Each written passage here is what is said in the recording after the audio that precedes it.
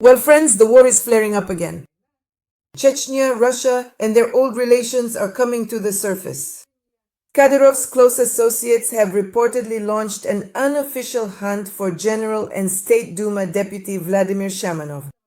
After his criticism of Chechnya, insiders claim that people in the head of the republic's inner circle want to force the parliamentarian to apologize and to guarantee that he will never again speak out against Chechens in his life.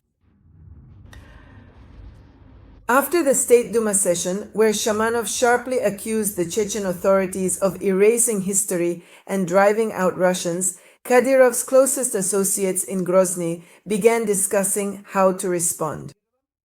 In particular, a variety of possible responses were proposed, ranging extensively from a public pressure campaign directly against the deputy to significant threats to his future political career through intricate intrigue and manipulation. Kadyrov's close associates have already made it clear to their boss that they will not let Shamanov's statements go without consequences. According to sources, the head of Chechnya gave his associates complete freedom of action, but asked that the upcoming actions against Shamanov not be associated with his name due to fear of the presidential administration and Putin. Kadyrov made it clear to those close to him that the situation should not alarm the public, only the deputy himself, whom he wants to take revenge on for being weak. Well, that's what the public pages are writing, friends. What happened? You know, one could just say outright, Shamanov is right. Outright. Yes, it's some kind of erasure of history. In Chechnya, they want to rename 3 places, 3 of their districts. There used to be some Russian names, and they want to rename them to their own Chechen names. Is this Chechnya? Is this an independent republic? Is this a republic that's flush with money? And the Russian administration, for reasons of life, was obliged to send its advisories even back then, friends, a long time ago, to foreign banks. That is the presidential administration. Many from the Ministry of Defense were also tied to Chechnya, to the Kadyrov family. It wasn't just Razin's father, right? There were others before him. And with Avizo and everything else, there were others involved as well. But when you're standing there with a Kalashnikov with a dirty snout, or as my intelligence handler used to say, your face is covered in down, and when your face is covered in down, suddenly you start talking about how some Russian names are erasing history. No, Shamanov, you're wrong. Just look at the whole history from the very beginning. You take today, and with a kick, you dismiss those names that were put up when? During Soviet times? By means of violence? And before that, what? This is the Caucasus. You'll say the Caucasus was ours. Ours how? Well, in what way was it ours? How and in what way did Bolshevik power relate to the Caucasus? By means of violence? By means of terror? And when they want terror, then it's either war. Well, the administration needed war to siphon off funds, let's say, right? To make money. And before that, Spitak. Didn't want to? Didn't obey? Well, here you go. And you know, Shamanov, that this is exactly how Soviet power is imposed. Here you go. And the fault lines and the earthquakes and masses of residents killed and people left homeless. Thousands of people. What have you done to Armenia? The Caucasus too.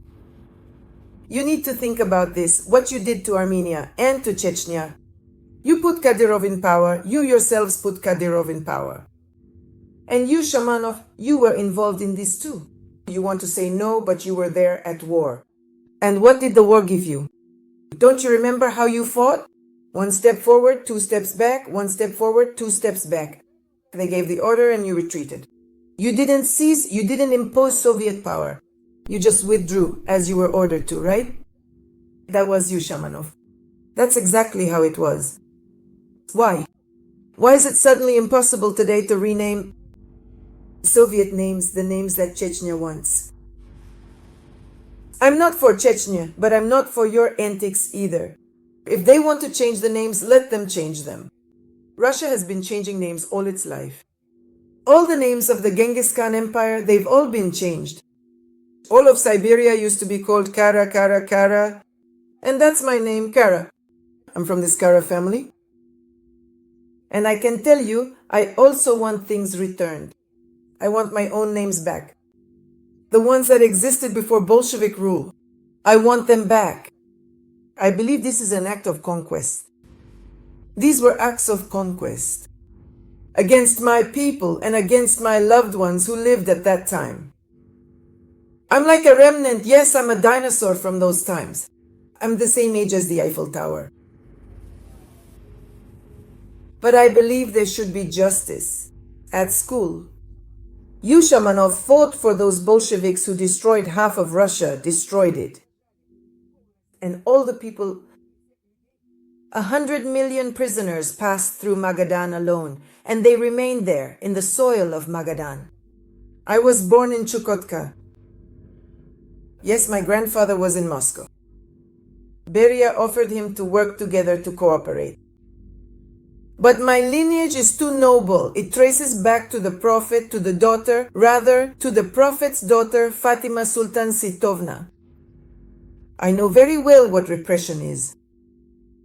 And when the city of Kasimov, which was entirely dedicated to my grandmother, Fatima Sultan Sitovna, was completely destroyed to its foundations, nothing remains of my grandmother. No palaces, nothing at all. And what did you do in the Kremlin? You call my grandfather Arsalan Ivan the Terrible. My grandfather who ruled, because there's no escaping that.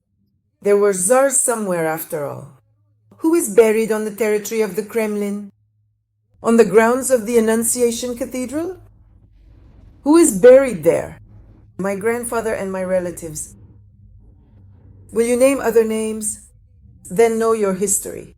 Before you start shouting from the podium of the State Duma, know your history. And what is history about? History is that my relatives are buried there, right in the cathedral. And on top of them stand fake, inflated, deceitful sarcophagi with false names. They stand in the cathedral. They cover them. Go visit that cathedral. Have you ever even been there even once? Walk between those graves. There's nowhere to step, nowhere to go, because those sarcophagi are standing on top. They've blocked all the space between the others, the old ones that were there before. So Shamanov, before you start shouting from the podium, think about what real history actually is and what the truth is, something you clearly have no understanding of at all. Some Cossack settlements, they didn't exist. They were established later. And who lived there before that? Before that there was the Ottoman Chinggisid Empire. When the Chinggisid Empire began to fall apart, what remained was the Ottoman Empire.